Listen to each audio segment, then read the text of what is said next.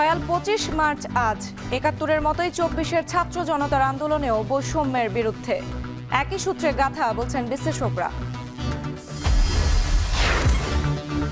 ঈদের আগে অনলাইনে বিক্রি বাড়লেও আছে প্রতারণার হাতছানি। বিপাকে সৎ ব্যবসায়ীরা বুঝে শুনে পণ্য কেনার পরামর্শ। রাস্তাতে যে বিক্রি করে ১০০ টাকা করে ১৫০ টাকা করে যে ড্রেসগুলো বিক্রি করে এগুলা দিছে, অথচ দেখেছে কত এক্সপেন্সিভ ড্রেস আমাদেরকে। অরিজিনাল ড্রেসটাকে আসলে ওরা অরিজিনাল বলে মানে বিজ্ঞাপন দিচ্ছে, বাট ওইখানে ওরা ওটা দিচ্ছে না। কাস্টমারকে ঠকিয়ে এইটা করা যাবে না। আমি যদি যেটা আমি প্রমিস করেছি সেই মানের সেই জিনিসটাই আমাকে দিতে হবে। এটা সবার জন্য একটা আনন্দের বিষয়, এজন্য আমরা পরিবারের সাথে ঈদ করলে এটা আমাদের জন্য উপভোগ আরো বেশি করতে পারি। দাদু দাদা সবার সাথে ঈদ করতে যাচ্ছি। এমনি কিছু আমরা ঈদের আনন্দে বাড়িতে যাচ্ছি, সবার একটা আনন্দ। রেলে স্বস্তির ঈদ যাত্রা। ঢাকা চট্টগ্রাম মহাসড়কের ১২টি পয়েন্ট যানজটের হটস্পট, মোতায়েন থাকবে বিপুল পুলিশ সদস্য। এশিয়ান কাপের বাছাইয়ে সন্ধ্যায় ভারতের মুখোমুখি হচ্ছে বাংলাদেশ। দেশ ছাপিয়ে হয়ে উঠছে যেন হামজা ছেত্রী লড়াই।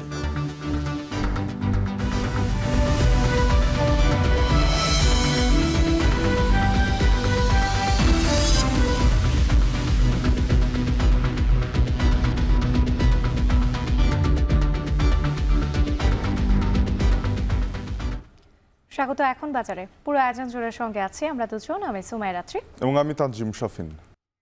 বাঙালির মুক্তির সংগ্রামের পথ চিরতরে বন্ধ করতে ১৯৭১ সালের ২৫ মার্চ ঘুমন্ত মানুষের উপরে গণহত্যা শুরু করে ইয়াহিয়া বাহিনী। পরিকল্পিত হত্যাকাণ্ডের নাম দেওয়া হয়েছিল অপারেশন সার্চলাইট। সরকারি তথ্য বলছে এক রাতেই শহীদ হন প্রায় ১০,০০০ মানুষ। ৭১-এর মতোই ২৪-এর আন্দোলনেও ছিল বৈষম্যের বিরুদ্ধে, যা একই সূত্রে গাথা। দুই প্রেক্ষাপটে হলেও শুরুটা হয়েছিল ঢাকা বিশ্ববিদ্যালয় থেকে। শাহাদাত অভরের প্রতিবেদন। ২৫শে মার্চ কালরাতে ঢাকার নিরীহ মানুষের উপর হঠাৎই হামলে পড়ে ইয়াহিয়ার হানাদার বাহিনী। অপারেশন সার্চ লাইটের নামে রাজারবাগ পুলিশ লাইন, ঢাকা বিশ্ববিদ্যালয় ও পিলখানায় চলে নির্বিচারে হত্যা।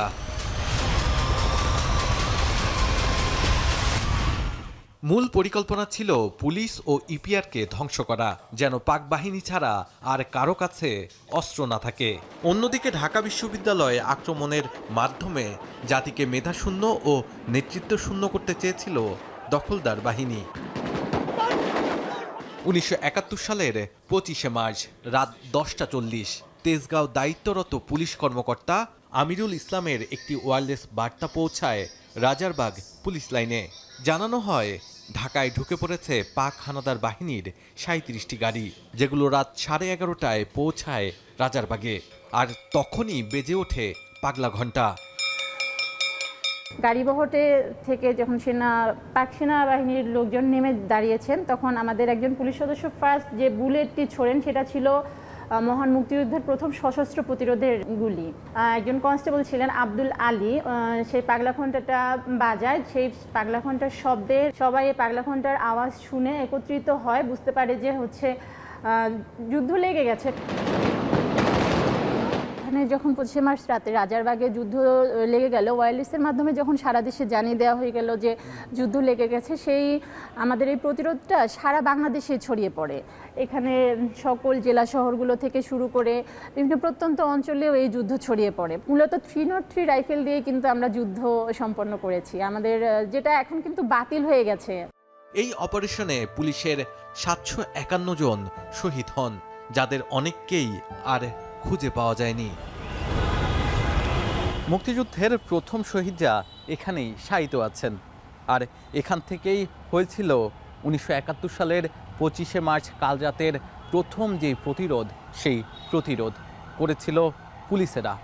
আর এখান থেকেই প্রথম শহীদের ঘোষণা আসে। এরপরেই এই মুক্তিযুদ্ধ ছড়িয়ে পড়ে সারা বাংলাদেশে।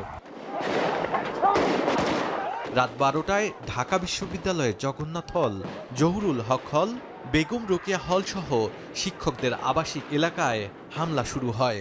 অপারেশন সার্চলাইটেরই একটা অংশ হিসেবে তারা ঢাকা বিশ্ববিদ্যালয়কে টার্গেট করে এবং ঢাকা বিশ্ববিদ্যালয়ের বিভিন্ন হলে আমরা শুনেছি যে সার্জেন্ট জহুরুল হক হলে তারা আক্রমণ করে, জগন্নাথ হলে আক্রমণ করে, বিশ্ববিদ্যালয়ের শিক্ষকদের বাসায় বাসায় আক্রমণ করে, এখানকার বহু শিক্ষক কর্মচারীকে তারা হত্যা করে। তৎকালীন ইপিআর সদর দফতর পিলখানায় যখন পাকিস্তানিরা পৌঁছায় তখন সময় 12টা। আগে থেকেই ওয়্যারলেস যন্ত্র বন্ধ করে রাখায় ইপিআর সেনা সদস্যরা কিছু বুঝে ওঠার আগেই মুহুর্মুহুর গুলিতে শহীদ হন। যে গোয়েন্দা তথ্য পাকিস্তানের দিক থেকে সেটা হলো যে পুলিশরা ইতিমধ্যে অর্গানাইজ হয়ে লড়বে এবং তারা স্বভাবতই তাদের মিলিটারি স্ট্র্যাটেজি হিসেবে যেখানে যেখানে অস্ত্র রয়েছে ওটাকে তারা আক্রমণ করবে। আমাদের প্রস্তুতি ছিল না, ফলে আমরা অনেক বেশি ক্ষয়ক্ষতি হয়েছে। ৭১-এর মতোই ২৪-এর আন্দোলনও ছিল বৈষম্যের বিরুদ্ধে, যা একই সূত্রে গাথা। দুই প্রেক্ষাপট হলেও শুরুটা হয়েছিল ঢাকা বিশ্ববিদ্যালয় থেকেই। জুলাই গণঅভ্যুত্থান অবশ্যই দ্বিতীয় যুদ্ধ, কিন্তু এই দ্বিতীয় যুদ্ধটা হয়েছে রাষ্ট্র গঠন করবার ব্যর্থতা। এই ব্যর্থতা হয়েছে বলে এটাকে আমরা দ্বিতীয় আপনার যুদ্ধ বলছি। ২৫শে মার্চের গণহত্যার প্রতিবাদ আর প্রতিরোধের মধ্য দিয়ে যে মুক্তিযুদ্ধের সূচনা তার শেষ হয় ১৬ই ডিসেম্বর বাংলাদেশের জন্মের মধ্য দিয়ে। শাহাদাত অফরো, এখন, ঢাকা। নোয়াখালীর হাতিয়ায় জাতীয় নাগরিক পার্টির সিনিয়র যুগ্ম সমন্বয়ক হান্নান মাসুদের পথসভায় বিএনপি হামলা চালিয়েছে বলে অভিযোগ উঠেছে। এ ঘটনায় হান্নান মাসুদ সহ আহত হয়েছেন অর্ধশতাধিক। পুলিশ জানায়, হাতিয়ার জাহাজমারা বাজারে এনসিপি নেতা কর্মীদের নিয়ে পথসভা করছিলেন হান্নান মাসুদ। এ সময় স্থানীয় বিএনপির কয়েকজন পথসভায় হামলা চালায়। প্রতিবাদে অবস্থান কর্মসূচি পালন করে হান্নান মাসুদ ও তার সমর্থকরা। পরে প্রশাসনের অনুরোধে অবস্থান কর্মসূচি প্রত্যাহার করেন তারা।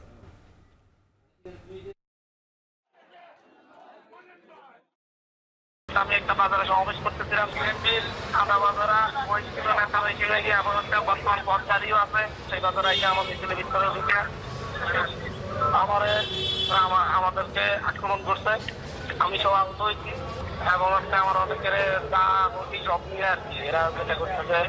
এখন নেভি যদি আসছে ওরা কোনো অ্যাকশনে যাচ্ছে না আর কি। আমি প্রশাসন জানাচ্ছি আমি এখানে বসে আছি, আমি প্রতিদিন মেরে ফেললে তারপর যাবো, আমি এখান থেকে যাবো না, ওদের যদি আপনারা গ্রেপ্তার না করেন। এদিকে হান্নান মাসুদের উপর হামলার প্রতিবাদে রাজধানীর বাংলা মোটরে বিক্ষোভ মিছিল করেছে দলটির কর্মী সমর্থকরা।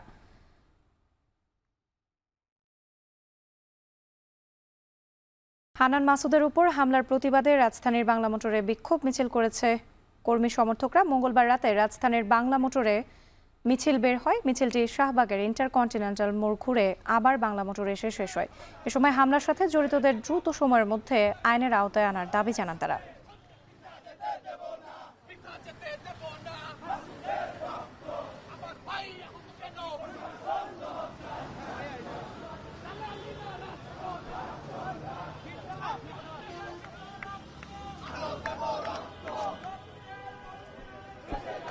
একজন রাজনৈতিক ব্যক্তি রাজনৈতিক তার পরিসরে তিনি তার স্বাধীন মতো রাজনৈতিক যে কর্মসূচি সেগুলো পালন করবেন, কিন্তু সেই স্বাধীন কর্মসূচিতে কেন একদল লোক হামলা করবে এবং সেটার কোনো বিচার কেন হবে না সেটা আমরা জানতে চাইব। আমরা আশা করি এটা দ্রুতই বিচারের আওতায় আসবে এবং এই ধরনের কোনো ধরনের যেটা স্বাধীন রাজনৈতিক কর্মসূচি আছে কোনো রাজনৈতিক দলের উপরেও যাতে এই ধরনের হামলা না হয়। ঈদের আগে অনলাইনে বিক্রি বাড়লেও আছে প্রতারণার হাতছানি। এতে করে বিপাকে পড়ছেন সৎভাবে ব্যবসা করা ই কমার্স কমার্স প্রতিষ্ঠানগুলো। ব্যবসায়ীরা বলছেন, প্রতারণা এড়াতে বিশ্বস্ত অনলাইন শপ আর রিভিউ দেখে পণ্য কিনতে হবে গ্রাহককে। পণ্য যা দেখানো হচ্ছে তাই গ্রাহককে দিতে হবে। সেটা না করা গেলে ই কমার্স ব্যবসা এগোবে না বলে মনে করছেন খাত বিশেষজ্ঞরা। হাবিবুর রহমান হৃদয়ের ছবিতে নাজমুস সাকিবের প্রতিবেদন। পেজে যে ড্রেসটি দেখে অর্ডার করেছেন ক্রেতা, হাতে পেয়েছেন কপি প্রোডাক্ট, যার ডিজাইন এক হলেও কাপড়ের মান নিয়ে আছে প্রশ্ন। ফেরত দেওয়ার জন্য মেসেজ বা কল করেও মেলেনি উত্তর। এমন পরিস্থিতিতে পেজে দেওয়ার ঠিকানা অনুযায়ী খুঁজেও মেলেনি দোকান। অর্ডার করা 8টি ড্রেস নিয়ে পড়েছেন বিপাকে। পুরাই একেবারে লো ক্লাসের ড্রেসগুলা রাস্তাতে যে বিক্রি করে 100 টাকা করে 150 টাকা করে যে ড্রেসগুলো বিক্রি করে এগুলা দিছে, অথচ দেখাইছে কত এক্সপেন্সিভ ড্রেস আমাদেরকে দেখাইছে। আমার ফোনেতে ফোন দিতেছি, ফোন ব্লক করে দিতেছে, আরেকজনেরটা দিয়ে আমি কথা বলে ওটা ব্লক করে দিতেছে। না, সে দোকানটা পাচ্ছি না, তো দোকানের নাম্বারটা আছে। অনলাইনে অর্ডার করে নানা ধরনের প্রতারণার শিকার হচ্ছেন গ্রাহক। ঈদে অনলাইনে অর্ডার বৃদ্ধির সঙ্গে বাড়ে প্রতারণার মাত্রাও। আর বেশি প্রতারণা ঘটছে ফেসবুক ভিত্তিক পেজের মাধ্যমে। আছে রিটার্ন পলিসির নানা বিড়ম্বনা। অরিজিনাল ড্রেসটাকে আসলে ওরা অরিজিনাল বলে মানে বিজ্ঞাপন দিচ্ছে, বাট ওইখানে ওরা ওটা দিচ্ছে না। হ্যাঁ, একদল প্রতারক চক্র আছে, এটা অনলাইনে এটা হয়। অনেকেই যেটা মার্কেটে বেশি ডিমান্ড থাকে সেটা মালটা কপি আইটেম বের করে, তারা কস্টিং ফেলাইলো 1200-1300, ওরা ওইটা অনায়াসে 1700-1800 সেল করতে পারবে। তবে এত কিছুর পরও অনলাইনে কেনাকাটা কমেনি। এই যেমন বেসরকারি প্রতিষ্ঠানে চাকরিজীবী আনিকা তাবাসসুম সকাল থেকে রাত পর্যন্ত অফিসেই কাটান। শপিংয়ে যাওয়ার ফুরসত নেই, তাই ভরসা অনলাইন শপিং। যেহেতু অনলাইনে সব কিছুই অ্যাভেলেবেল, তো আমরা একটা ক্লিকের মাধ্যমেই যে কোনো কিছু অর্ডার প্লেস করতে পারি। তো আমার ফ্যামিলির সবাইও হচ্ছে অনলাইনে কেনাকাটা করে, আর আমিও এবার ঈদে অনলাইনেই মোস্টলি অর্ডার করেছি। এই ঈদে ফেসবুক পেজগুলো বেশ ভালো ব্যবসা করছে। মূলত মার্কেটের ভিড় এড়াতে ও সুন্দর পণ্য হাতের নাগালে পেতে অনেকেই অর্ডার করেন ফেসবুক ভিত্তিক পেজে। তবে এবারের ঈদে বেচা বিক্রি নিয়ে পাওয়া গেল মিশ্র প্রতিক্রিয়া। বেসিক্যালি আমরা 12 মাস মোটামুটি টুকটাক ভালো বেশি, কিন্তু রমজানের খারাপ অবস্থা খারাপই যাচ্ছে। দেখা যায় ব্যাপক চাহিদা, লাইক আমাদের স্টক আউট হয়ে যাচ্ছে। অলরেডি অনেক ডিজাইন আমাদের স্টক আউট, আমরা দিতে পারছি না। মানে পেজে অনেকেরই কমপ্লেন যে কখন পাবো। অনেক গরম, তার জন্য ধুতি কাপড়ের মালটা একটু বেশি চলতেছে, যেরকম পাতলা মানুষ গরমের জন্য পড়তে চায়। E commerce association of Bangladesh e-CAB বলছে, দিনে প্রায় 7 লাখের বেশি ক্রয়াদেশ আসে অনলাইন শপিংয়ে। ঈদ এলে তা দাঁড়ায় 8 থেকে 10 লাখে। আর এর পেছনে মূলত কাজ করে নানা প্রকার ছাড়। তবে এসবের মাঝে প্রতারণা হলে কি ব্যবস্থা নেয় দেশের ই কমার্স প্রতিষ্ঠানগুলো? যদি কোনো কমপ্লেন থাকে এবং এটা জেনুইন কমপ্লেন হয়, আমরা সাথে সাথে কাস্টমারকে রিফান্ড করে দিই। তারপরে আমরা সেলারের বিরুদ্ধে ব্যবস্থা নিই। অথবা দেখা গেল যে সে ভুল করেছে, তখন হয়তো তাকে আমরা তার পয়েন্ট বেজে থাকে, পয়েন্ট কমানো থাকে। সো এরকম ডিফারেন্ট লেভেলের আমাদের পানিশমেন্ট করা আছে। উৎপাদক এবং যারা আমদানিকারক আছে তাদের মাধ্যমে প্ল্যাটফর্মে প্রোডাক্ট অনবোর্ড করার চেষ্টা করেছি। এতে করে কম রেটে প্রোডাক্ট পাওয়া যাচ্ছে। আমরা প্রায় 5 কোটি টাকা সমমূল্যের গিফট ভাউচার দিচ্ছি। পণ্য কেনা বেচার রিফান্ড ও রিটার্ন পলিসি মেনে চলে ই কমার্স প্রতিষ্ঠানগুলো। তবে এর সময়সীমা 30 দিন পর্যন্ত করার দাবি গ্রাহকদের। আর পণ্য যা দেখানো হচ্ছে তাই গ্রাহককে দেওয়ার বিষয়টি নিশ্চিত করার পরামর্শ বেসিসের সাবেক সভাপতির। যেটা উন্নত বিশ্বে আপনি দেখবেন যে যদি আপনি ইউরোপ যান, আমেরিকা যান, সেখানে no question asked return policy থাকে, 30 ডেজ পর্যন্ত রিটার্ন পলিসি থাকে। রাতারাতি বড়লোক হব, মানুষকে ঠকিয়ে, কাস্টমারকে ঠকিয়ে এইটা করা যাবে না। যেটা আমি প্রমিস করেছি সেই মানের সেই জিনিসটাই আমাকে দিতে হবে। গত বছর ঈদুল ফিতরে 4.5 কোটি টাকার বেশি বিক্রি হয়েছে অনলাইনে। এবারও সেই লক্ষ্য ছাড়িয়ে যাওয়ার আশা খাত সংশ্লিষ্ট ব্যবসায়ীদের। নাজমুস সাকিব, এখন, ঢাকা। প্রযুক্তির এই যুগে ঈদ উৎসবে পছন্দের পোশাক কিংবা নিত্য প্রয়োজনীয় পণ্য ক্রয়ে বিল পরিশোধে এসেছে ডিজিটাল পদ্ধতি, যেখানে একদিকে নিরাপদ থাকছে গ্রাহকের অর্থ, অন্যদিকে খুচরা টাকার ঝামেলা ছাড়াই অ্যাপসের মাধ্যমে বিল পরিশোধ করে পাওয়া যাচ্ছে নির্দিষ্ট ক্যাশব্যাক, যার ফলে ক্রেতাদের ঈদের কেনাকাটায় যুক্ত করেছে বাড়তি আনন্দ। আর জানাচ্ছেন রাব্বি হোসেন। নতুন জামা, জুতা আর প্রসাধনীর খোঁজে শপিং মলে ক্রেতাদের উপচে পড়া ভিড়। একটা সময় নগদ টাকা ছাড়া লেনদেন করার কোনো উপায় না থাকলেও এখন সময় বদলেছে। প্রযুক্তির উৎকর্ষে বিল পরিশোধের পদ্ধতিতে এসেছে ডিজিটাল ব্যবস্থা, যা কেনাকাটাকে করেছে সহজ, ক্রেতাদের দিয়েছে স্বস্তি। ঈদ শপিংয়ে নির্দিষ্ট বাজেট থেকে কিছু টাকা সাশ্রয় করতে চান সবাই। এছাড়া সঙ্গে থাকা নগদ অর্থের নিরাপত্তা নিয়েও থাকে দুশ্চিন্তা। তাই চুরি কিংবা ছিনতাইয়ের ঝুঁকি এড়াতে ক্রেতাদের কাছে দিন দিন জনপ্রিয় হয়ে উঠেছে ডিজিটাল লেনদেন। ক্রেতারা বলছেন, অ্যাপসের মাধ্যমে যেমন তাদের অর্থ নিরাপদ থাকছে, তেমনি ঈদ শপিংয়ে পছন্দের পোশাক, প্রসাধনী সহ নিত্য প্রয়োজনীয় যে কোনো পণ্য কিনে বিল পরিশোধ করে যে টাকা ক্যাশব্যাক পাচ্ছেন তা দিয়ে আরও কিছু কেনার সুযোগ তৈরি হচ্ছে। বিকাশ আসলে এখন ক্যাশলেস পেমেন্ট খুব ইজি আমাদের জন্য, ক্যাশ ক্যারি করতে হয় না, ক্যাশটা নিতে হয় না, বহন করতে হচ্ছে না। বিকাশে পেমেন্ট করলে একটা ডিসকাউন্টের সুযোগ আছে। শুধু অফলাইনেই নয়, অনলাইনের কেনাকাটায়ও রয়েছে এমন সুবিধা। বিক্রেতারা বলছেন, অনলাইনে বিল পরিশোধ করার মাধ্যমে খুচরো টাকার ঝামেলাও কমছে। বিকাশে পেমেন্ট করলে কাস্টমার আমাদের ইনস্ট্যান্ট 200 টাকা ডিসকাউন্ট পাচ্ছে। প্রতি পেমেন্টে 100 টাকা ক্যাশব্যাক, সর্বোচ্চ একদিনে 200 টাকা পাবে। অনলাইন ট্রানজাকশন বেশি হচ্ছে, যেমন বিকাশ এবং কার্ড, মানুষের হ্যান্ড ক্যাশগুলো খুবই কম হচ্ছে আর কি আমাদের। আর্থিক সেবাদানকারী প্রতিষ্ঠানগুলোর কর্মকর্তারা বলছেন, দেশের 49টি ব্যাংকের ডেবিট ও ক্রেডিট কার্ডের মাধ্যমে বিকাশ অ্যাকাউন্টে অর্থ এনে বিল পরিশোধ করা যায়। ওয়ালেটে টাকা যদি নাও থাকে, আপনি চট করে ব্যাংক থেকে কিংবা আপনার কার্ড থেকে আপনি টাকা এনে আনতে পারছেন, অথবা আপনি পে লেটার সেবার মাধ্যমে আপনি ক্রেডিটে প্রোডাক্টে কিনে নিতে পারছেন। বিভিন্ন প্রতিষ্ঠান, সরকারি বেসরকারি ব্যবসায়িক প্রতিষ্ঠান, তাদের বিভিন্ন ধরনের লেনদেনকে যুক্ত করার মাধ্যমে ডিজিটাল পেমেন্ট যাতে সব জায়গায় করা যায় এবং সব পার্টনারদেরকে এক করে সেবা দেওয়ার সুযোগ তৈরি করা যায়, সেটিও দিনকে দিন আমরা বড় করার চেষ্টা করেছি। পণ্য কিনে পরবর্তীতে বিল পরিশোধের সুবিধাও থাকছে এই সেবায়। প্রযুক্তির কল্যাণে মানুষ এখন নিত্যদিনের কেনাকাটায় অভ্যস্ত হচ্ছেন ডিজিটাল লেনদেনে। আর্থিক সেবাদানকারী প্রতিষ্ঠানগুলো বলছে, ঈদ মৌসুম ঘিরে ক্রেতাদের জন্য ক্যাশব্যাক সহ তারা যে বাড়তি সুবিধা দিচ্ছেন, তার মাধ্যমে ক্রেতাদের ঈদের আনন্দ ভাগাভাগি করে নিচ্ছেন তারাও। রাব্বি হোসেন, এখন, ঢাকা। রেলে যাত্রার দ্বিতীয় দিন আজ পরিবার পরিজন নিয়ে গ্রামের উদ্দেশ্যে ছুটছেন নগরবাসী। এ নিয়ে জানাতে কমলাপুর রেলওয়ে স্টেশন থেকে যুক্ত হচ্ছেন সহকর্মী মাঝার ইমন। ইমন, ঈদ যাত্রার দ্বিতীয় দিনে যাত্রীরা কি বলছেন? ট্রেন কি সময় মতো ছেড়ে যাচ্ছে?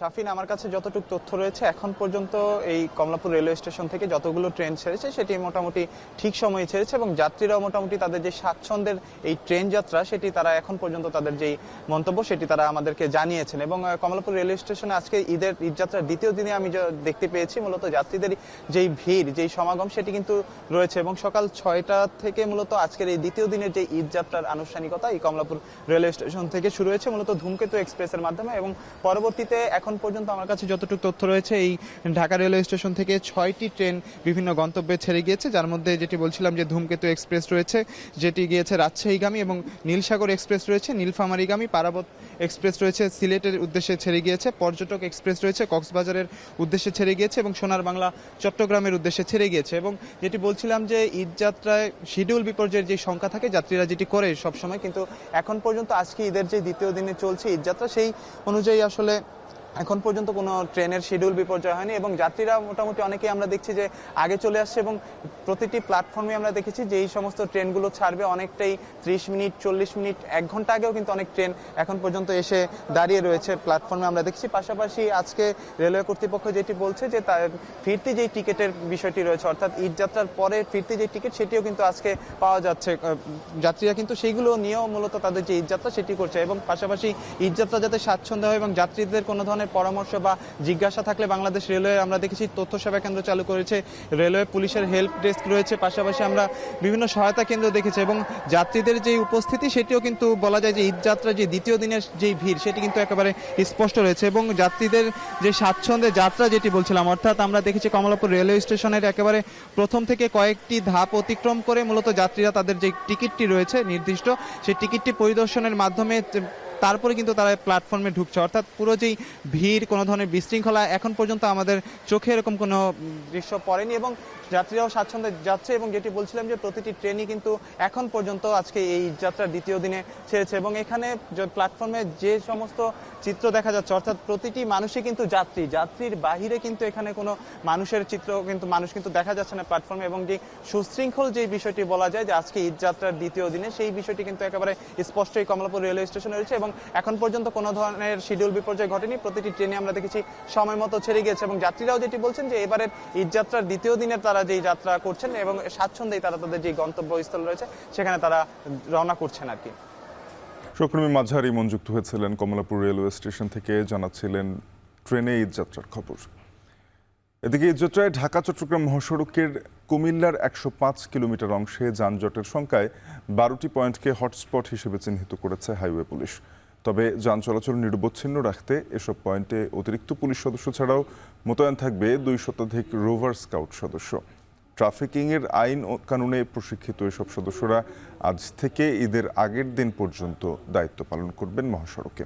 একই সঙ্গে ঈদ যাত্রায় অতিরিক্ত ভাড়া আদায়ের বিষয়টিও পর্যবেক্ষণ করবেন মোবাইল কোর্ট। মাসুদ আলমের প্রতিবেদন, ক্যামেরায় ছিলেন বাসির আহমেদ। ঢাকা চট্টগ্রাম মহাসড়কে এই যাত্রা নির্বিঘ্ন করতে কুমিল্লার চিহ্নিত 12টি স্পটে হাইওয়ে পুলিশের পাশাপাশি কাজ করবে 2 শতাধিক রোভার স্কাউট সদস্য। ইতোমধ্যে হাইওয়েতে দায়িত্ব পাওয়া স্কাউট সদস্যদের প্রশিক্ষণ দিয়েছে হাইওয়ে পুলিশ, সড়ক ও জনপথ বিভাগ এবং বিআরটিএ। উল্টা দিক থেকে যে গাড়িগুলো আসে এবং সেগুলো অনেক ক্ষেত্রে জ্যামের সৃষ্টি করে, এগুলো যেন না আসে এবং মানুষ যেন সহজে রাস্তা পারাপার হতে পারে। যত্র যাত্রী ওঠানামা করা হয়, তো আমরা হাইওয়ে পুলিশের মাধ্যমে আমরা ট্রেনিং করার পরে আমরা যখন মহাসড়কের দায়িত্ব পালন করব, এই বিষয়গুলো আমরা লক্ষ্য করব। কুমিল্লা হাইওয়ে বিভিন্ন স্পটে আমাদের রোভাররা তাদের যাত্রী সাধারণের সেবার উদ্দেশ্যে, বিশেষ করে যানজট নিরসনে এবং যাত্রীরা যেন নিরাপদে বাড়িতে ফিরতে পারে সেই ব্যাপারে তারা সার্বিক সহযোগিতা করবে। সংশ্লিষ্টরা বলছেন, ঢাকা চট্টগ্রাম মহাসড়কে যানজট সৃষ্টির 3টি কারণ: রাস্তায় দাঁড়িয়ে যাত্রী উঠানামা, ফুটওভার ব্রিজ ব্যবহার না করে পথচারীদের রাস্তা পারাপার এবং উল্টো পথে 3 হুইলারের দৌরাত্ম্য।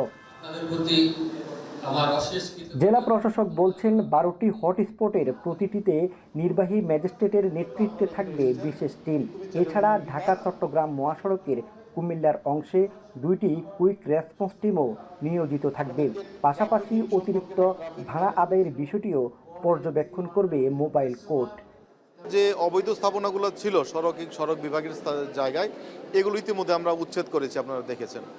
আমরা চাচ্ছি যে 4টা লেন, যেটা মেইন যে 4টা লেন, এটাকে আনইন্টারাপ্টেড রাখতে চাচ্ছি, যেন কোনো বিঘ্ন থাকবে না। সম্প্রতি ঢাকা চট্টগ্রাম মহাসড়কে ঈদের আগে যানজটের আশঙ্কা ছাড়াও ছিনতাই, ডাকাতির ঘটনায় নিরাপত্তা নিয়েও শঙ্কা প্রকাশ করেছে যাত্রী ও চালকরা। নিরাপত্তা নিশ্চিত করা এবং ঈদ যাত্রা নির্বিঘ্ন করতে কুমিল্লা অঞ্চলে প্রায় 1000 পুলিশ সদস্য নিয়োজিত থাকবে। ঢাকা থেকে যে সমস্ত প্যাসেঞ্জার, পণ্যবাহী গাড়ি, অন্যান্য যানবাহনে যারা আসবেন তাদের যাতায়াত যেন নির্বিঘ্ন হয়। পাশাপাশি চট্টগ্রাম থেকে যারা ঘরমুখী মানুষ তারাও যাতে নির্বিঘ্নে যেতে পারে এবং অন্যান্য পণ্যবাহী গাড়ি সহ অন্যান্য যানবাহন যেন নিরাপদে নির্বিঘ্নে যেতে পারে, সেই কাজটা করাই আমাদের মূল লক্ষ্য। নিরাপদ ঈদ যাত্রা নিশ্চিত করতে 25 মার্চ থেকে 8 এপ্রিল পর্যন্ত এই কর্মসূচি চলমান থাকবে বলে জানিয়েছে সংশ্লিষ্টরা। মাসুদ আলম, এখন, কুমিল্লা। গতকাল ঢাকা প্রিমিয়ার লিগের ম্যাচ খেলতে গিয়ে হার্ট অ্যাটাক করেন তামিম ইকবাল। পরে সাভারের কেপিজি হাসপাতালে তার হার্টের রিং পরানো হয়। এখন আছেন 24 ঘন্টার পর্যবেক্ষণে। তামিমের শারীরিক অবস্থার সবশেষ পরিস্থিতি জানাতে হাসপাতাল থেকে যুক্ত হয়েছেন হুমায়ুন কবির। হুমায়ুন, 24 ঘন্টার পর্যবেক্ষণ শেষ হবে কখন নাগাদ? এই মুহূর্তে তামিমের শারীরিক অবস্থা কেমন জানাবেন?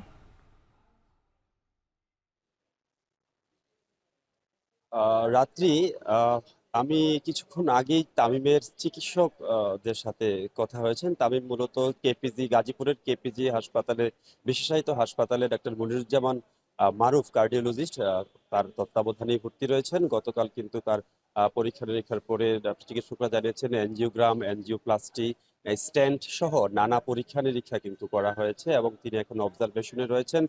কিছুক্ষণ পরেই আসলে ডাক্তার কার্ডিওলজিস্ট ডাক্তার মনিরুজ্জামান মারুফের নেতৃত্বে কিন্তু একটি মেডিকেল বোর্ড বসার কথা রয়েছে। তার শারীরিক অবস্থা পর্যবেক্ষণ করা হবে, তার শারীরিক অবস্থার আলোকে সিদ্ধান্ত নেওয়া হবে আসলে তামিম দেশসেরা ওপেনার তামিম ইকবালকে আসলে এখানেই চিকিৎসা দেওয়া হবে নাকি ঢাকায় উন্নত চিকিৎসার জন্য পাঠানো হবে, সেই সিদ্ধান্ত কিন্তু আসলে বোর্ড মিটিং এর মধ্যে নেওয়া হবে। এবং তামিম, যতটুকু জেনেছি চিকিৎসকরা বলছেন তামিম কথা বলছেন এবং তিনি মোটামুটি স্টেবল রয়েছেন। তার সাথে তার ভাই নাফিস ইকবাল এবং তার স্ত্রী রয়েছে এবং তিনি এছাড়াও কিন্তু বিসিবির বিভিন্ন কর্মকর্তা, পরিচালক, বিসিবির সভাপতি সহ ইতিমধ্যে সবার সাথে কিন্তু তিনি সবাই কিন্তু তার সাথে দেখা সাক্ষাৎ করেছেন, কথা বলেছেন। সব মিলে তামিমের শারীরিক অবস্থা স্টেবল বলা যায়। তারপরও ডাক্তাররা কিছুক্ষণ পর আসলে বোর্ড মিটিং এ বসবেন, তারপর তামিমের যে শারীরিক অবস্থা সম্পর্কে আসলে জানা যাবে। তার আগে আসলে গতকাল বিকেএসপির 3 নম্বর মাঠে কিন্তু তিনি শাইন পুকুরের বিপক্ষে মোহামেডানের অধিনায়ক হিসাবে কিন্তু খেলতে নেমেছিলেন। টস করার পরে তিনি মাঠে অবস্থান করছিলেন, বুকে ব্যথা অনুভব করায় কিন্তু তামিম ইকবাল মাঠ থেকে উঠে আসেন এবং বিসিবির যেসব ডাক্তাররা ছিলেন তারা কিন্তু প্রাথমিক চিকিৎসা দেন। তার প্রাথমিক চিকিৎসা তাদের মনে হয়েছিল যে গ্যাস্ট্রিকের ব্যথা হতে পারে, কিন্তু তারপরও ব্যথা যাচ্ছিল না। সে কারণে কিন্তু তাকে বিশেষায়িত হাসপাতাল গাজীপুরের যে কেপিজে হসপিটাল সেখানে আনা হয়েছিল। সেখানে এনজিওগ্রাম, এনজিওপ্লাস্টি এবং স্ট্যান্ট সহ নানা পরীক্ষা নিরীক্ষার পরে কিন্তু তার হার্ট থেকে একটি ব্লক সরানো হয়েছে এবং একটি রিং কিন্তু পরানো হয়েছে। তো সবশেষ আসলে তিনি এখনো শঙ্কামুক্ত কিংবা তার আসলে মূল যে অবস্থা কি সেটি আসলে জানা যাবে বোর্ড মিটিং এর পরেই, এবং তিনি কিছুক্ষণ পরেই ডাক্তাররা বোর্ড মিটিং বসবেন এবং সেখান থেকে জানা যাবে তামিমকে আসলে এখানে রাখা হবে কিনা ঢাকায় উন্নত চিকিৎসার জন্য পাঠানো হবে। তবে সব মিলিয়ে এখনো তামিমের শারীরিক অবস্থা স্টেবল এমন কথাই কিন্তু বলছেন চিকিৎসকরা। এই ছিল তামিমের স্বাস্থ্যের সর্বশেষ পরিস্থিতি নিয়ে কেপিজি বিশেষায়িত হাসপাতাল থেকে আমার কাছে বিস্তারিত। সাভারের কেপিজে হাসপাতাল থেকে যুক্ত ছিলেন হুমায়ুন কবির, জানাচ্ছিলেন তামিম ইকবালের শারীরিক অবস্থার সবশেষ পরিস্থিতি। উত্তর জেলা নওগাঁর আম স্বাদে মানে গুণে অনন্য। চলতি মৌসুমে জেলায় আমের গাছে গাছে এখন মুকুলের সমারোহ। বাগান পরিচর্যায় ব্যস্ত সময় পার করছেন চাষিরা। তারা বলছেন এবছর আম পরিবহনে চাঁদাবাজি রোধ করা গেলে কম দামে আম কিনতে পারবেন ভোক্তারা। আব্বাস আলীর প্রতিবেদনে দেখুন বিস্তারিত। নওগাঁয় আম উৎপাদনের ৭০% হয় বরেন্দ্রভূমি হিসেবে পরিচিত সাপার, পোরশা, নেমতপুর ও পত্নীতলায়। এসব এলাকার গাছে গাছে এখন শোভা পাচ্ছে আমের মুকুল। বাগান পরিচর্যায় ব্যস্ত সময় পার করছে চাষিরা। বরেন্দ্র এলাকা হওয়ায় স্থানীয় আম সুস্বাদু ও সুমিষ্ট। উৎপাদন হয় আম্রপালি, গোপালভোগ, ফজলি, ক্ষীরসাপাত, ল্যাংড়া, হিমসাগর, হাড়িভাঙ্গা, বাড়িফোর ও গুটি জাতের আম। তবে জেলার ৬০% বাগানই আম্রপালির। স্থানীয় আম ঢাকাসহ সরবরাহ হয়ে থাকে বিভিন্ন জেলায়, এমনকি দেশের গণ্ডি পেরিয়ে বিদেশেও বেশ সুনাম কুড়িয়েছে। তবে এবছর ফাল্গুনের মাঝামাঝি সময়ের বৃষ্টিতে মুকুলে পচানি রোগ হওয়ায় বাড়তি কীটনাশক স্প্রে করতে হচ্ছে চাষিদের। এতে বিঘাপ্রতি খরচ বাড়ছে অন্তত ১৫০০ টাকা। চাষিরা বলছেন গত বছর আমের পরিমাণ কম হওয়ায় মৌসুমের শুরুতে ভালো দাম ছিল। চলতি মৌসুমের শুরুতে ৪০০০ টাকা মন আম বিক্রির আশা তাদের। মুকুলের হিসাবে আম গুটি বাঁধে বা আম আসে, তাহলে আমরা সাভারের কৃষকেরা গত বছরের তুলনায় এবার অনেকাংশে লাভবান হবে বলে মনে করছি আর কি। বৃষ্টির কারণে দেখা যাচ্ছে যে এই যে আমের মুকুলগুলো পচন রোধ দেখা দিয়েছে এবং পচন হচ্ছে। এই পচন রোধ করার জন্য আমরা এখন কীটনাশক ব্যবহার করছি। এই চাঁদাবাজি বিভিন্ন সিন্ডিকেট দূর করা যায়, তাহলে ভক্তরা সহজে কিন্তু সাশ্রয় মূল্যে আমগুলো খেতে পারে। কৃষি বিভাগ বলছে এবছর জেলায় আমবাগানের পরিমাণ ৩০,৩০০ হেক্টর, যা থেকে ৪ লাখ টনের বেশি আম উৎপাদনের লক্ষ্যমাত্রা নির্ধারণ করা হয়েছে। লাভজনক হওয়ায় প্রতি বছরই বাড়ছে আমের বাগান। আম রপ্তানি বাড়াতে কৃষকদের পরামর্শ দেওয়া হচ্ছে। মাঠ পর্যায়ের উপসহকারী কৃষি কর্মকর্তা বিন্দু বাগানীদের সাথে সর্বদা যোগাযোগ রাখছে। তাদের আমের মুকুল ব্যবস্থাপনা, রোগবালাই ব্যবস্থাপনা, সার ম্যানেজমেন্ট, সেচ প্রতিটি বিষয়ে তাদের কারিগরি সহযোগিতা দিয়ে আসছে।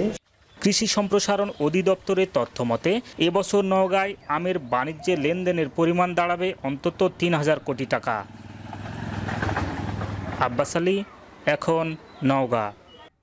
সুই সুতার নকশি শিল্পে এক ভিন্ন পরিচিতি পেয়েছে জামালপুর। দেশ বিদেশে চাহিদা বাড়ার সাথে ব্যাপকভাবে প্রসার ঘটেছে এখানকার হস্তশিল্পের। কিন্তু দেশের পরিবর্তিত পরিস্থিতিতে হস্তশিল্পে মন্দা দেখা দিয়েছে। তবে ঈদ ঘিরে ঘুরে দাঁড়ানোর চেষ্টায় এই শিল্পের উদ্যোক্তারা। আরও জানাচ্ছেন জুয়েল রানা।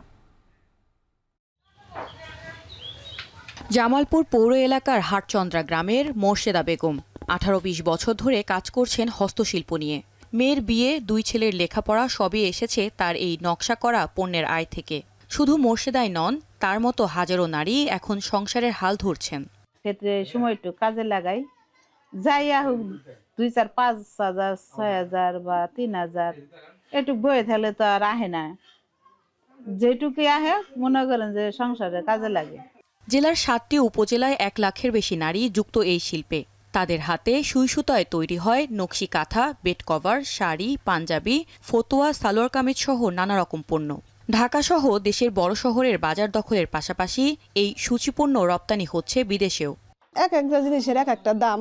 এই খেতার দাম হয়েছে, দাম হয়েছে 9,000 টাকা। আর এই বছর তো এরকম সেলাই নাই, চাপও সেলাইয়ের চাপও নাই, সেলাইয়ের ইনকামও কম। টাকা পয়সার ইয়েও কম। 10,000 পাওয়া যায়, 8,000 পাওয়া যায়, 5,000 পাওয়া যায়, কাজ বুঝে ঈদের সময় চাপ থাকে। গত 5 আগস্টের পরে ব্যবসায় মন্দাভাব নেমে এলেও ঈদ সামনে রেখে ঘুরে দাঁড়ানোর চেষ্টা করছেন উদ্যোক্তারা। এছাড়া রমজানের শেষ সপ্তাহে বিক্রি বাড়তে পারে বলে আশা তাদের। প্রথম রোজার থেকে 5-6 রোজা পর্যন্ত আমাদের সেল ভালো ছিল না, মাঝখানে 2-3 দিন কিছুটা হয়েছে, এখন দেখা যাচ্ছে আবারই মন্দা। শুয়ের দাম, সুতার দাম একটু বাড়াতে পণ্যের দাম একটু বৃদ্ধি পেয়েছে, কিন্তু ক্রেতা সাধারণ নাগালের ভিতরেই আছে। পাঞ্জাবির ভিতরে কালেকশন আছে আমাদের হলো নতুনত হাতের কাজগুলো যে আড়ং টাইপের যে কাজগুলো, ওই কাজগুলো বেশি করতেছি, ওই কাজগুলো এখন বেশি যাচ্ছে। গ্রামের কর্মীদের হাতে নানা ডিজাইনের নকশার ছাপ পড়ে থান কাপড়ের উপর, পরে তা বিভিন্ন দামে বিক্রি হয় শহর সহ ঢাকার পাইকারি ও খুচরা দোকানে। ব্যবসা লাভজনক হওয়াতে অলিতে গলিতে গড়ে উঠেছে শতাধিক শোরুম। ক্রেতাদের মতে পণ্যের দাম ও মান সবই রয়েছে তাদের সাধ্যের মধ্যে। বড় ভাইয়ের জন্য পাঞ্জাবি কিনেছি, ছোট বোনের জন্য 3 পিস এবং ভাগ্নির জন্য 3 পিস কেনা হয়েছে। নিজেদের হাতের কাজের পণ্য ঘরে থাকলে একটু আলাদা অন্যরকম সৌন্দর্য ঘরে ফুটে ওঠে। দামও খুব একটা বেশি না অন্যান্য বছরের তুলনায়, খুব সাশ্রয়ভাবে আমরা মার্কেটটা করতে পারতাছি। উদ্যোক্তারা বলছেন ঈদ, পয়লা বৈশাখ ও গরমের কথা মাথায় রেখে বেশিরভাগ পোশাকে সুতির উপর নান্দনিক ডিজাইন করা হয়েছে। ভালো বিক্রি হলে শত কোটি টাকার লেনদেনের আশা তাদের। একদম পিওর কটন যেটাকে বলে, আমাদের হস্তশিল্পের একটা উপযোগী পণ্য। একদম কটনের মধ্যে যেমন আপনার ছেলেদের ফতুয়া, বাচ্চাদের সেলোয়ার কামিজ, মেয়েদের সেলোয়ার কামিজ, 1 পিস 2 পিস ফতুয়া, তো এই ধরনের পণ্যের উপর আমরা সাধারণত ডিজাইন করেছি এবং আমি আশা করি যে ডিজাইনগুলো ব্যবহার উপযোগী হবে এবং সময় উপযোগী হবে। যা তো আমরা চেষ্টা করছি কাস্টমারের সাধ্য অনুযায়ী, চাহিদা অনুযায়ী পণ্য তৈরি করার জন্য। এই পণ্যগুলো তৈরি করতে পর্যাপ্ত পরিমাণের মজুরি দিয়ে, ভালো কর্মী দিয়ে এবং দক্ষ কর্মী দিয়ে কাজগুলো করা হয়, যার প্রোডাকশন কষ্ট একটু বাইরে আসছে। এই জন্য হয়তো আমাদের এখানে একটু অন্য বারের তুলনায় হয়তো একটু কম হচ্ছে সেলটা। তো আশা করি ঈদ আস্তে আস্তে আমরা আমাদের যে চাহিদা সেটা ইনশাল্লাহ পরিপূর্ণ হবে। বাংলাদেশ সহ বিশ্বে প্রচার ও প্রসার ঘটায় হস্তশিল্পকে। এরই মধ্যে জামালপুরের ব্র্যান্ড ঘোষণা করা হয়েছে। এখন জামালপুর। এবার দেশের বাইরের খবর।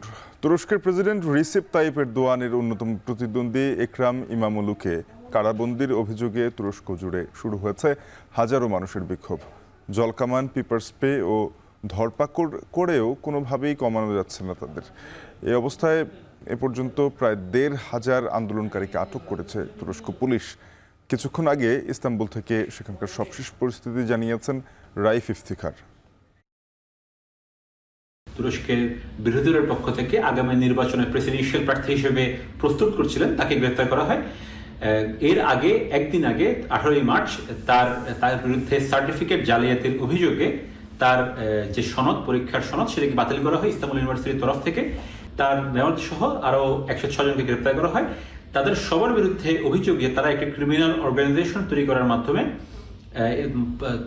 পাবলিক যে মানি অথবা জনগণের যে অর্থ আত্মসাৎ করেছেন এবং তারা তাদের পছন্দের লোকদেরকে বিভিন্ন ধরনের মিউনিসিপ্যালিটির যে টেন্ডারগুলো সেগুলো দিয়েছেন এবং সেই টেন্ডারগুলো দেওয়ার মাধ্যমে তারা সরকারের প্রায় 560 বিলিয়ন তুর্কিশ লিরার মতো একটি বিরাট অঙ্কের একটি অর্থ আত্মসাৎ করেছেন তারা সবাই মিলে। এবং এই কারণে এই 106 জনের বিরুদ্ধে ইস্তাম্বুলের যে আদালত আছে সেই আদালতের পক্ষ থেকে তাদের বিরুদ্ধে সাক্ষ্য নেওয়া হয়েছে এবং তাদের বিরুদ্ধে বিভিন্ন ধরনের তথ্য এবং প্রমাণাদি উপস্থাপন করা হয়েছে। বিদেশি মিডিয়া এবং সোশ্যাল মিডিয়াতে বিভিন্ন ধরনের অভিযোগ আনা হচ্ছে যে প্রেসিডেন্ট এরদোগান বিচার বিভাগের হস্তক্ষেপের মাধ্যমে একরামকে গ্রেপ্তার করেছেন। সেটি আসলে পুরোটাই একটি ভুল তথ্য, কারণ তুরস্কের বিচার বিভাগ সম্পূর্ণ স্বাধীন এবং তুরস্কের বিচার বিভাগের পক্ষে তুরস্কের বিচার বিভাগের উপরে প্রেসিডেন্ট এরদোগানের হস্তক্ষেপ করার কোনো ধরনের কোনো সুযোগ নেই। একরামকে গ্রেপ্তার কেন্দ্রিক আসলে এরপরে গত 19 মার্চ থেকে প্রতিদিন রাত 8:30 থেকে মধ্যরাত পর্যন্ত তার দলের লোকেরা বিক্ষোভ করছেন তুরস্কের বিভিন্ন শহর, ইস্তাম্বুলের বাইরে রাজধানী আঙ্কারা, ইজমির এবং বাকি বড় শহরগুলোতে তারা চেষ্টা করছেন একটি বিক্ষোভ গড়ে তোলার। এবং তাদের যে নেতা ওজগুর ওজের, যিনি সিএইচপির প্রধান তিনি তিনি বলছেন যে জনগণকে রাজপথে নেমে এসে আহ্বান জানাচ্ছেন, যদিও জনগণের পক্ষ থেকে তেমন কোনো সাড়া নেই। তাদের নিজস্ব দলের লোকজন প্রতি রাতেই এই বিক্ষোভে অংশ নিচ্ছেন। এখন পর্যন্ত সরকার 2000-এর মতো বিক্ষোভকারী যারা পুলিশের সাথে সংঘর্ষে জড়িয়েছেন তাদেরকে গ্রেপ্তার করেছেন এবং 123 জন পুলিশের আহত হওয়ার খবর পাওয়া গেছে। তবে যতটুকু শোনা যাচ্ছে এই বিক্ষোভ সম্ভবত ঈদের আগ পর্যন্ত চলবে এবং ঈদের পরেও চলমান থাকবে।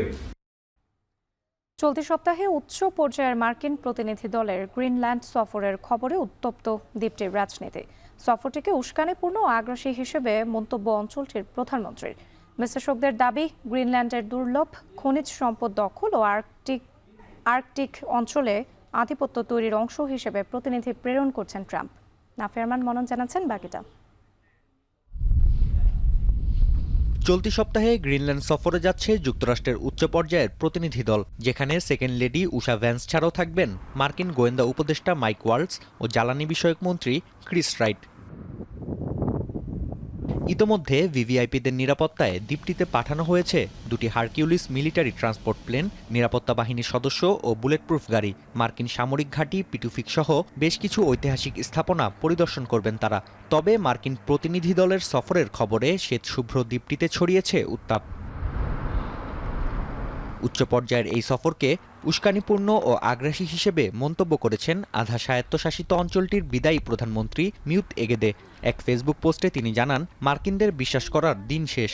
যদিও এই দাবিকে প্রত্যাখ্যান করেছেন ট্রাম্প। মন্ত্রিসভার বৈঠকে মার্কিন প্রেসিডেন্ট জানান, যুক্তরাষ্ট্রের ভবিষ্যতের অংশ হতে পারে Greenland.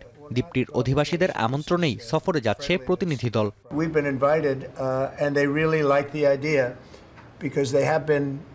Somewhat abandoned, as you know. They haven't been taken good care of. And I think Greenland's going to be something that maybe is in our future. বিশ্লেষকরা বলছেন, সৌজন্য সফর হিসেবে দেখানো হলেও এটি পুরোপুরি রাজনৈতিক সফর। উচ্চ পর্যায়ের প্রতিনিধি দল পাঠানোর মাধ্যমে দ্বীপটি কিনে নেয়ার বিষয়ে নিজের অবস্থান ধরে রাখার ইঙ্গিত দিয়েছেন মার্কিন প্রেসিডেন্ট, যার পেছনে রয়েছে গ্রিনল্যান্ডের দুর্লভ খনিজ সম্পদ দখল ও আর্কটিক অঞ্চলে আধিপত্য তৈরি। It would be economically beneficial to the United States. That's in part because Greenland has vast stores of rare earth minerals that would be great for technology here in the United States. But another, and this is the key thing that I think the Greenland's Prime Minister was really focusing on here in his criticism of these visits, is there are national security interests as well. That's in part because the United States really sees Greenland as a way to try and curb both Russian and Chinese aggression in the Arctic region. President হিসেবে প্রথম মেয়াদে দায়িত্ব পালনকালে Greenland কেনার পরিকল্পনা তুলে ধরেন Trump, যা অব্যাহত আছে এবারও। তবে এবার আরও আগ্রাসী ট্রাম্প সেনা পাঠানোর মাধ্যমে দ্বীপটি দখলের হুমকিও দিয়েছেন বেশ কয়েকবার। যদিও এ পরিকল্পনার কারণে গ্রিনল্যান্ড ও ডেনমার্কের পাশাপাশি ইউর কাছ থেকে দুধ্বনি শুনতে হয়েছে মার্কিন প্রেসিডেন্টকে। নাফিয়ারমান মনন, এখন বিশ্ব। এবার খেলার খবর। ভারতে খেলতে গিয়ে একের পর এক অস্বস্তিকর পরিস্থিতিতে পড়তে হয়েছে বাংলাদেশ ফুটবল দলকে। এবার এএফসি এশিয়ান কাপ ম্যাচের আগেই সংবাদ সম্মেলনেও দেখা গেছে ভারতের অব্যবস্থাপনা। এদিকে সুনীল ছেত্রী ফেরায় ভারতকে সমীহ করেই জয়ের ব্যাপারে আত্মবিশ্বাসী কোচ ও অধিনায়ক। ভারত থেকে আরও জানাচ্ছেন তাসওয়ান নাফি। বাংলাদেশ ভারত ফুটবল ম্যাচে মাঠের অনুশীলনের মতো অব্যবস্থাপনা দেখা গেল আনুষ্ঠানিক প্রেস ব্রিফিংয়েও। বাংলাদেশ থেকে আগত সাংবাদিকদের জন্য সম্মেলন কক্ষে রাখা হয়নি কোনো ইন্টারনেটের ব্যবস্থা। আছে কিনা বা এটাকে কি এত সমালোচনার ভেতর হতে যাওয়া এফসি এশিয়ান কাপের বাছায় বাংলাদেশ ভারত মুখোমুখি হচ্ছে কাল। ইংলিশ লিগের ফুটবলে খেলা হামজার বাংলাদেশ স্কোয়াডে যুক্ত হওয়ার সাথে সাথে ভারত অবসর ভেঙে দলে ফিরে আনে সুনীল ছেত্রীকে। তাই সংবাদ সম্মেলনে বাংলাদেশ অধিনায়ক জামাল ভুঁইয়ার কাছে জিজ্ঞাসা কাকে এগিয়ে রাখবেন তিনি। উত্তরে ভারতকে বেশ সমীহ করলেন তিনি। প্রেশার তো আছে, প্রত্যেক ম্যাচ প্রেশার আছে, কিন্তু এই ম্যাচ আর একটু ফোকাস আছে, কারণ এটা ইন্ডিয়া আর এটা আপনারা জানে কি হয়েছে লাস্ট এক বছর না। সো আমরা প্রেশার ফিল করতেছি, but at the same time we are cool. Ranking বিবেচনায় ভারত এগিয়ে থাকলেও দল হিসেবে নিজেদের এগিয়ে রাখলেন কোচ হাভিয়ার কাবরেরা। জানান যে তার মানসিকতা নিয়ে খেলবে তার দল। For the last 3 years and try to find the right balance between those seniors that still had that ambition and that passion for playing for the national team with the right blend with the potential. So many things are still to improve, but I think especially right now I would tell you that the mentality is what we kind of believe more in ourselves and that we can achieve higher challenges. এদিকে জয় পেতে বেশ আত্মবিশ্বাসী ভারতীয় অধিনায়ক জানালেন সুনীল ছেত্রীর অন্তর্ভুক্তিতে শক্তি বাড়বে দলের।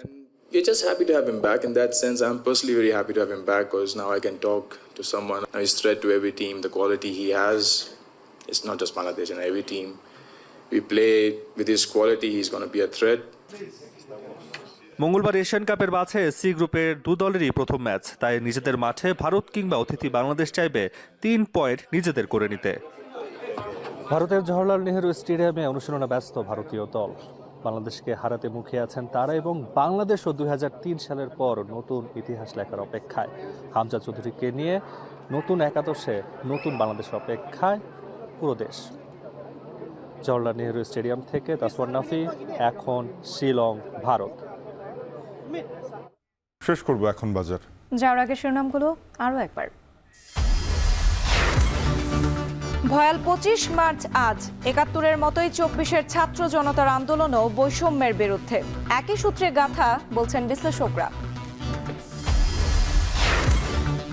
ঈদের আগে অনলাইনে বিক্রি বাড়লেও আছে প্রতারণার হাতছানি, বিপাকে সৎ ব্যবসায়ীরা বুঝে শুনে পণ্য কেনার পরামর্শ। রাস্তাতে যে বিক্রি করে 100 টাকা করে 150 টাকা করে যে ড্রেসগুলো বিক্রি করে এগুলা দিছে, অথচ দেখেছে কত এক্সপেন্সিভ ড্রেস আমাদেরকে। অরিজিনাল ড্রেসটাকে আসলে ওরা অরিজিনাল বলে মানে বিজ্ঞাপন দিচ্ছে, বাট ওইখানে ওরা ওটা দিচ্ছে না। কাস্টমারকে ঠকিয়ে এইটা করা যাবে না, আমি যদি যেটা আমি প্রমিস করেছি সেই মানের সেই জিনিসটাই আমাকে দিতে হবে।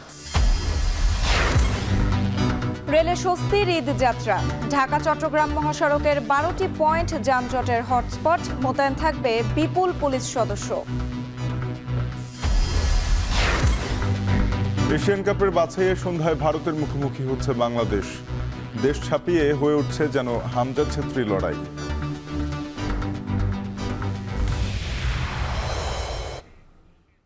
এ ছিল এখন বাজারের আয়োজনে। এখন টেলিভিশন ওয়েবসাইটে দেখতে ভিজিট করুন www.ekon.tv। যুক্ত থাকুন ফেসবুকে facebook.com/tv.ekon এবং ইউটিউবে দেখতে ভিজিট করুন youtube.com/c/ekontv।